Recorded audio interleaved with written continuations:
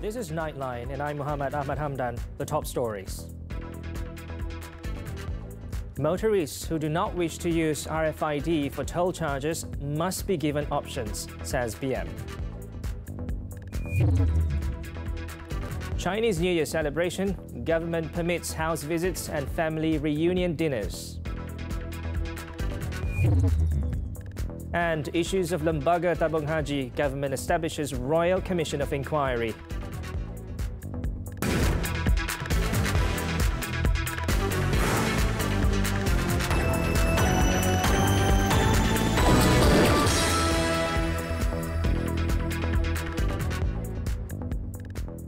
Good morning. Motorists who do not wish to use the radio frequency identification RFID for toll charges must be given an option to use touch and go or smart tag technology. This was the decision made by the Cabinet at its weekly meeting on Wednesday. Prime Minister Datuk Seri Ismail Sabri Yaakob, who said this on Wednesday night, also stressed that with this development, all future decisions concerning charges or payments involving the people must be referred to the Cabinet for approval before implementation. Cuma saya nak sebut pasal RFID. RFID kita bincang tadi dalam kabinet. Kita kata bahawa mesti pengguna jalan raya mesti diberikan pilihan. Ya, seperti dulu waktu touch and go diperkenalkan, kita menggunakan cash untuk bayaran di tol. Apabila touch and go dan smart tag diperkenalkan, perangkat awal diberikan pilihan nak guna cash ataupun nak guna touch and go. Sekarang ni kita nak perkenalkan RFID supaya boleh mempercepatkan laluan. Ya, tidak ada gate dan sebagainya. Dan cuma yang kita kata cadangan itu bagus. Tetapi dari segi pengguna, mereka mesti diberikan option ataupun pilihan. Sama ada nak guna RFID ataupun nak guna touch and go dan ataupun smart tag. Yang pertama. Yang keduanya dari segi lorong tol tu. Jangan semua RFID lah. Kalau kita beri pilihan. Jadi kalau ada 10 lorong, mungkin beberapa lorong untuk RFID, the rest masih lagi untuk touch and go dan juga smart tag. Jadi kita tidak mahu ada tekanan kepada pengguna jalan raya. Berikan mereka kebebasan memilih. Ini saya dimaklumkan sebagai pilot project. Kalau pilot project lama lah. Beberapa bulan tentu barulah kita serahkan kepada pengguna untuk membuat pilihan akhirnya. Kalau mereka merasakan RFID memudahkan perjalanan mereka, mereka boleh migrate kepada RFID. Datuk Seri Ismail Sabri spoke to the media after a function in Putrajaya. The Prime Minister also stressed that the Works Ministry will notify the concessionaire of the Cabinet's decision.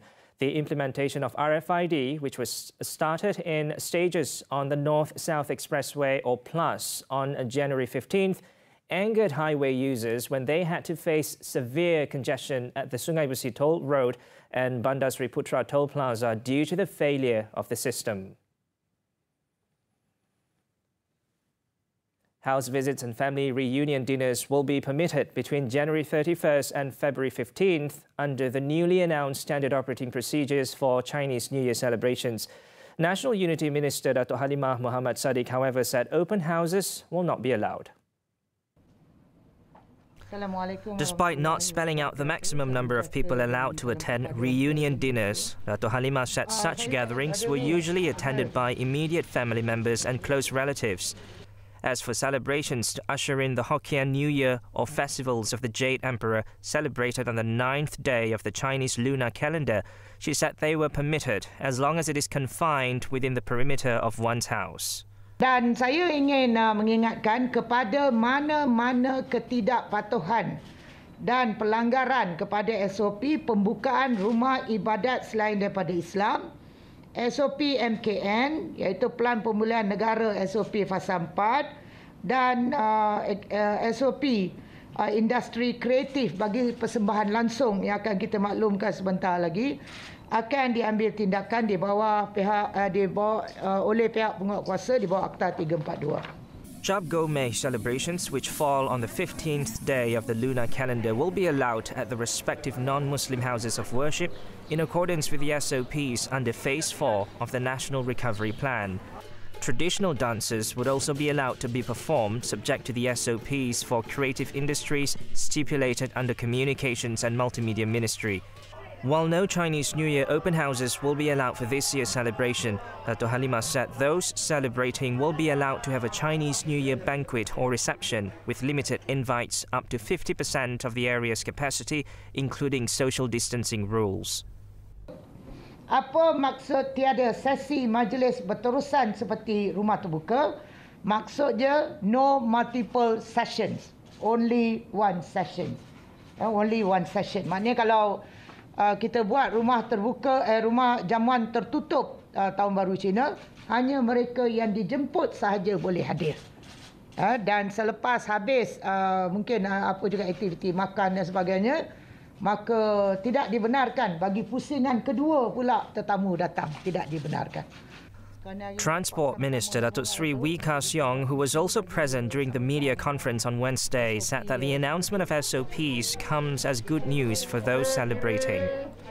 So I must commend Datuk Halimah for the hard work, as well as it has been endorsed by the quartet meeting, chaired by Datuk Sri Ishak, and today I think she has briefed the cabinet. So all has been cleared. I hope this will help. This will be good news to Chinese New Year, but the most important is we still have to take care of ourselves and make sure that we comply with all the SOPs and we adhere to the SOPs. Thank you. He added that the Chinese New Year SOP was decided upon after 3 rounds of discussions with various stakeholders. He also confirmed that MCA will be organising a closed Chinese New Year reception this year with limited invites. The Securities Commission SC on Wednesday clarified that it found no evidence of proxy trading by Tan Sri Azam Baki, as he was in full control of a share trading account he claimed he let his brother use. A day after the regulator's first statement that it was not able to conclusively establish if the MACC chief had breached the law on the use of trading accounts, the SC said it wished to clarify its independent evidence gathered at the inquiry into Tan Sri Azam's trading account. The clarification was for its statement on Tuesday, in which it said Tan Sri Azam did not breach Section 25(4) of the Securities Industry Central Depositories Act 1991. The Commission said this conclusion was because Tan Sri Azam was named as the account holder and had control of the said trading account. Secondly, the MACC Chief Commissioner was said to have operated the said account in that he had given instructions to buy, sell and transfer securities from the said account. Therefore, the statement said that the SC had arrived at the decision that there was no breach of law. This appears to contradict to Tan Sri Azam's earlier explanation that he allowed his brother Nasir Baki to purchase shares using his trading account. The statement was issued just a day after the Commission said it had wrapped up its inquiry on Tan Sri Azam's controversial acquisition of public shares and found no conclusive evidence that he broke stock trading rules. The SC began looking into the issue earlier this month after Tan Sri Azam openly admitted in a news conference that his brother Nasir Baki had used his share trading account with his permission to buy millions of shares in 2 public-listed companies back in 2015. The Yang di-Pertuan Agong Al-Sultan Abdullah Rayatuddin Al-Mustafa Billah Shah has given his consent to the establishment of the Royal Commission of Inquiry, RCI, to investigate the management and operation issues of Lembaga Tabung Haji from 2014 to 2020. Minister in the Prime Minister's Department for Parliament and Law, Datuk Sri Wan Junaidi Tuanku Jaafar, said former Chief Justice Tun Muhammad Raus Sharif will lead the RCI. In a statement on Wednesday, Datuk Sri Wan Junaidi said former Chief Secretary to the Government Tan Sri Samsudin Osman, RHB Group founder Tan Sri Abdul Rashid Hussein and former Bank Muamalat Malaysia Berhad Chairman Tan Sri Muhammad Munir Majid were also appointed to the RCI. The remaining RCI members are Professor Dr. Azmadi Muhammad Naim, Vice-Chancellor of Universiti Islam Antarabangsa, Sultan Abdul Halim Muazzam Shah and Deputy President of the Malay Chamber of Commerce, Nur Shahrin Hamidun. The appointed members are figures who have extensive expertise and experience in their respective fields. He said they also do not have direct associations with Tabung Haji to ensure that an investigation can be carried out transparently, fairly and equitably. According to Datuk Seri Wan Junaidi, the Commission has been given 6 months to carry out investigations and prepare a report to be presented to the King. In the run-up to the 14th general election, there had been calls for RCI into alleged scandals involving the Pilgrims Fund.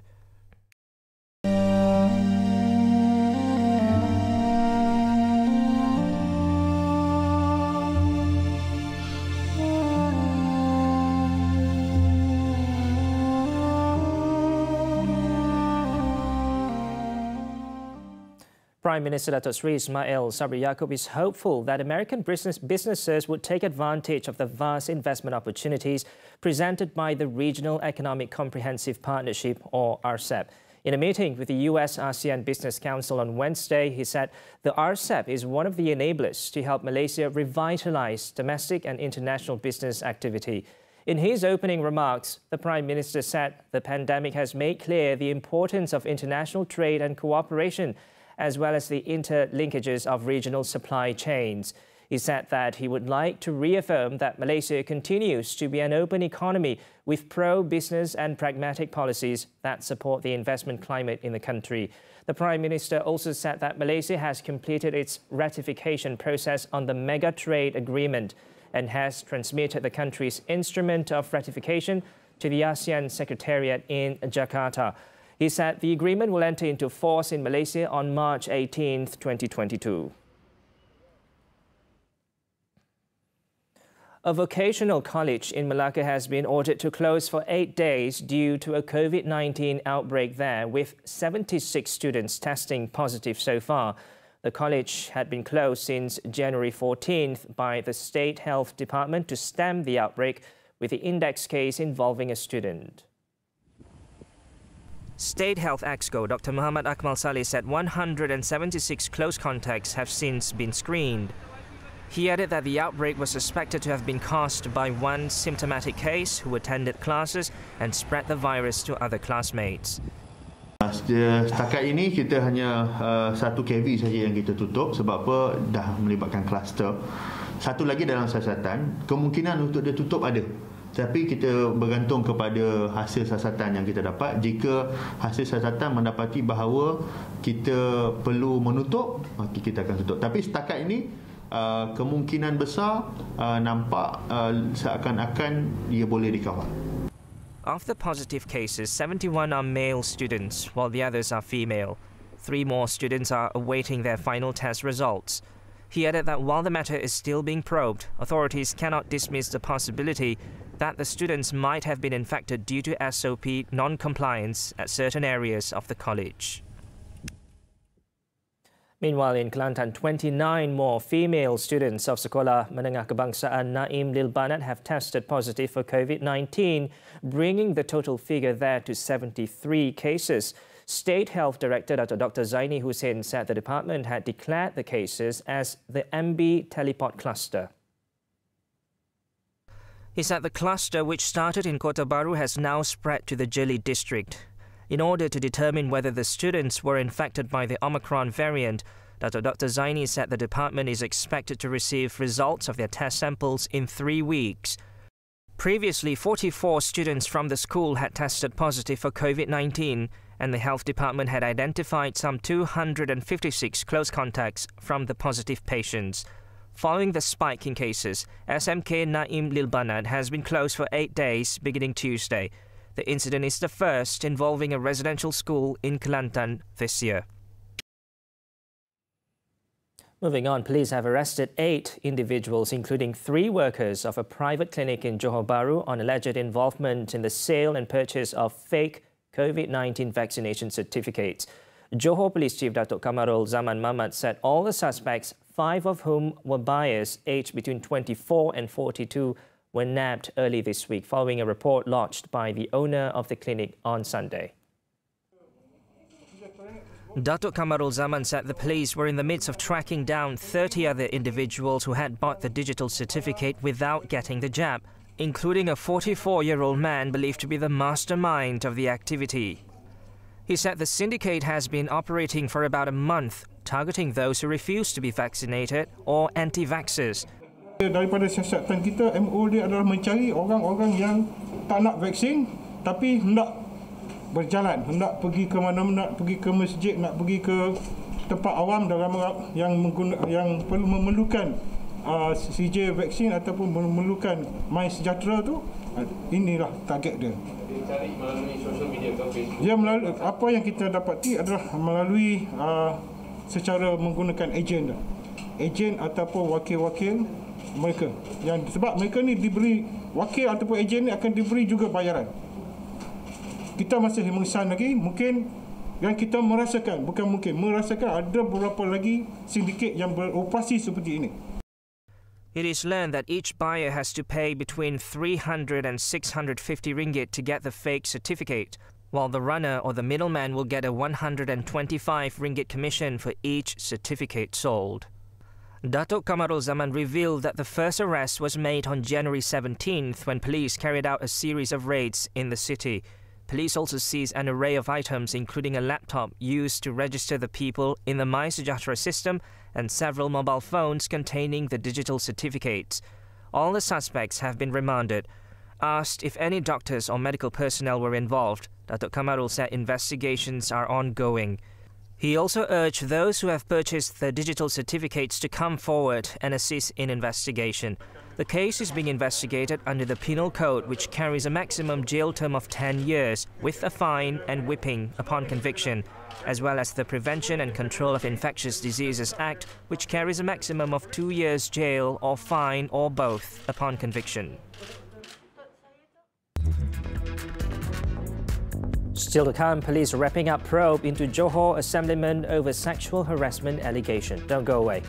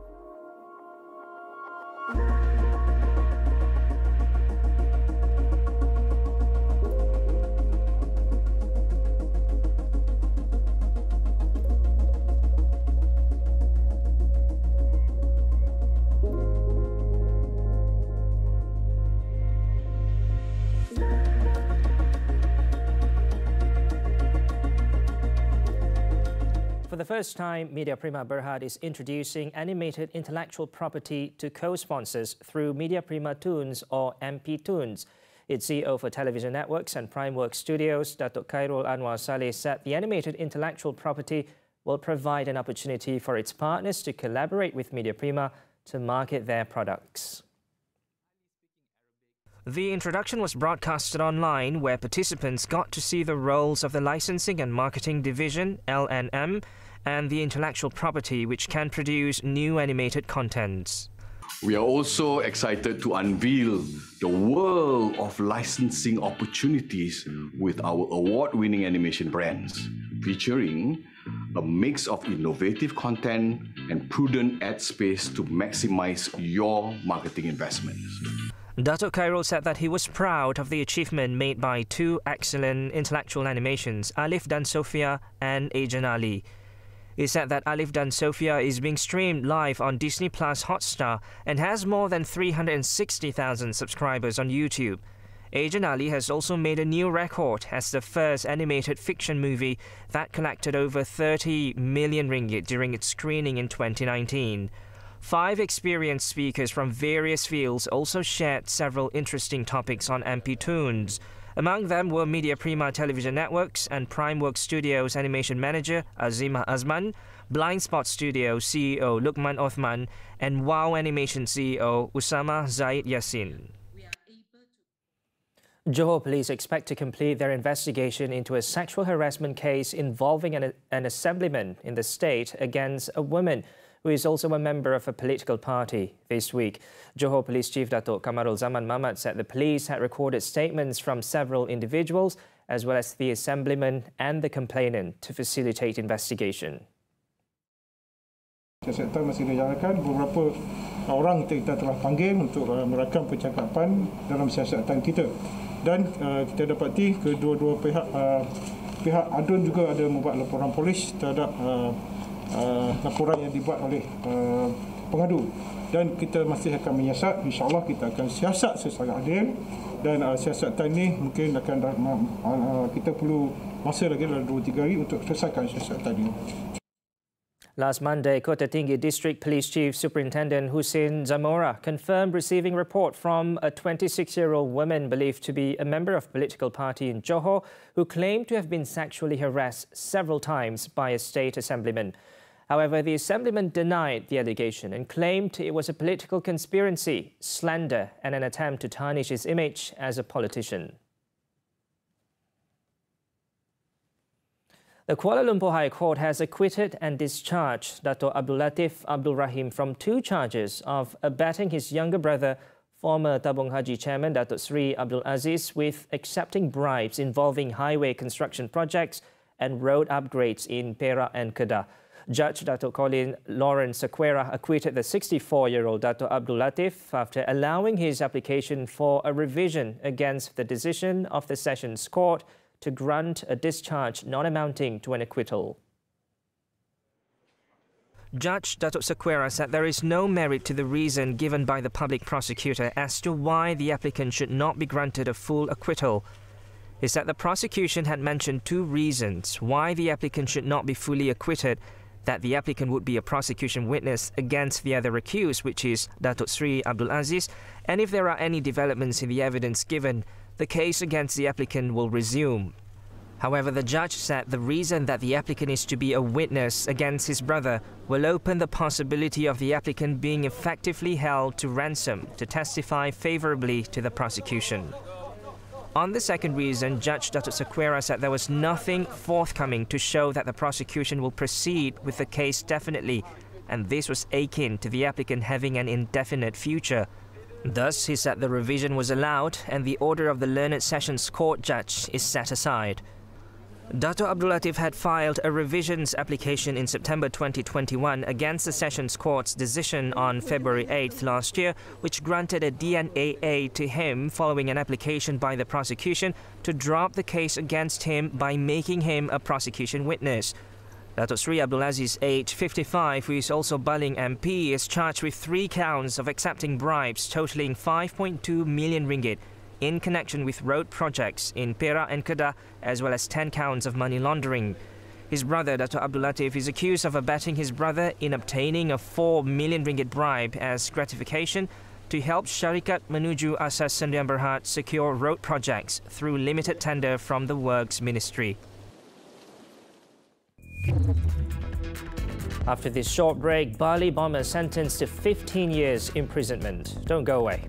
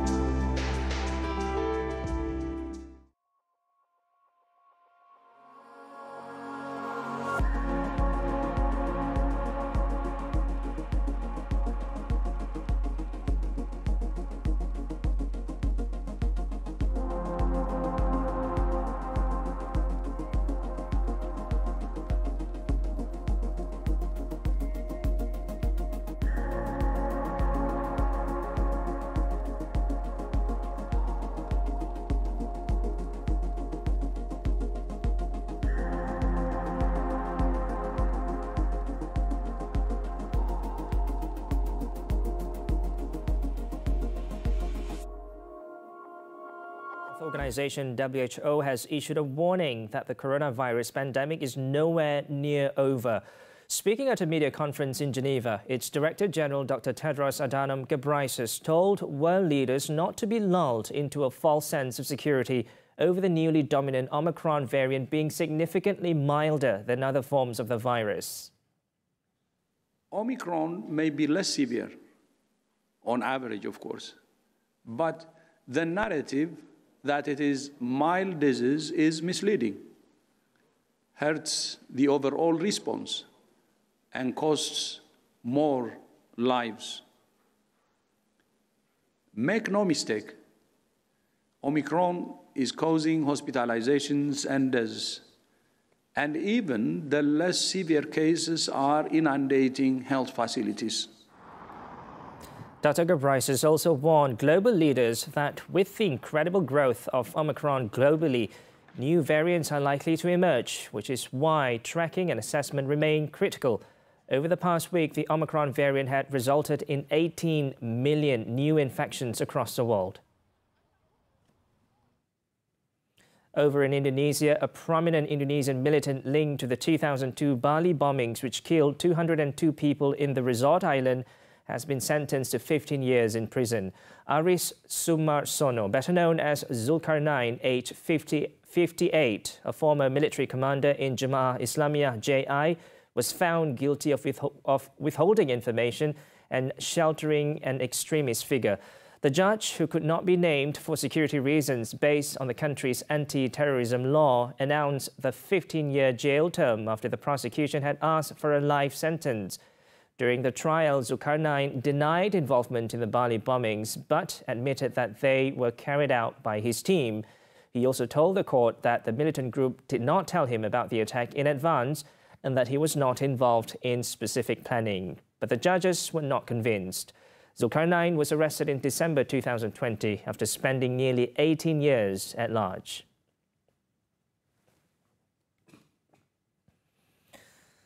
Former U.S. President Donald Trump's family business misrepresented the value of some of its biggest assets by hundreds of millions of dollars.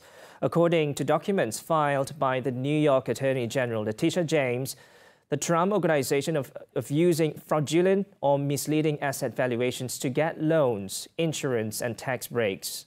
Her latest court filing on Tuesday is the first time the allegations being leveled at the Trump Organization have been detailed with specific examples. They involve 6 of his properties in New York and Scotland, and the Trump brand, such as his large property in Westchester County, north of Manhattan, which was valued by the Trump Organization at $291 million in 2012. However, an appraisal in 2016 valued it far lower at just $56 million. Trump denies any wrongdoing. Dortmund dumped out of the German Cup. Stay tuned.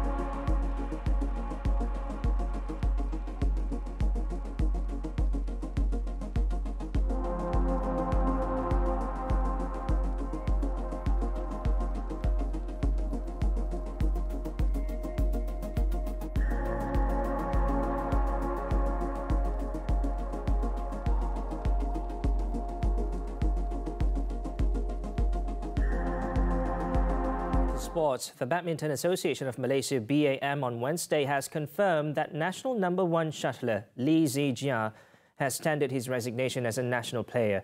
However, BAM have yet to decide on whether they will accept the resignation and will be making further announcement on the matter this Friday.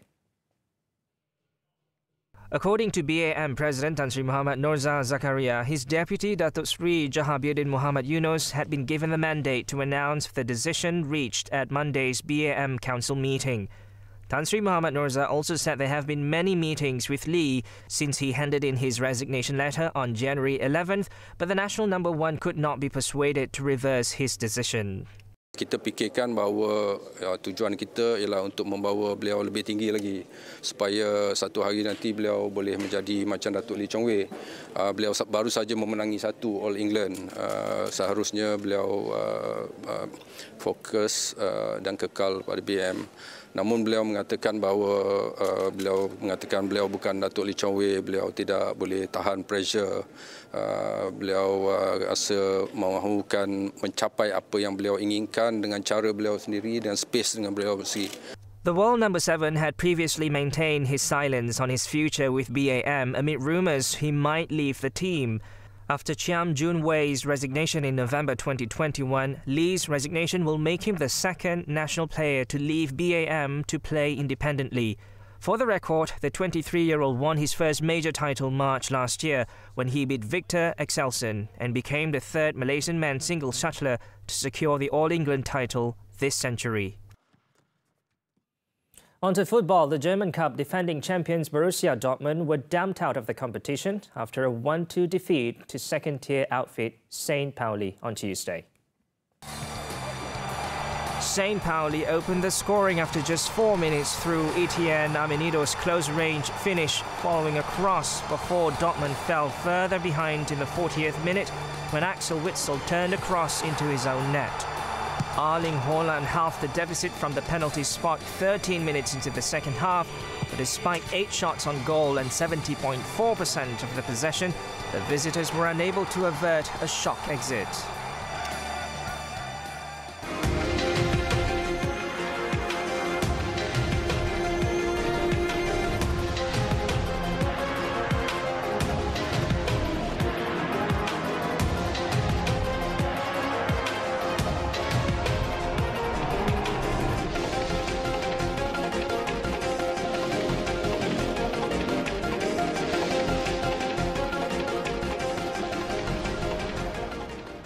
And that's it for Nightline this time around. Over in the United Kingdom, a videographer managed to capture an amazing footage that shows a startling murmuration forming several shapes. One of them is a meerkat's head.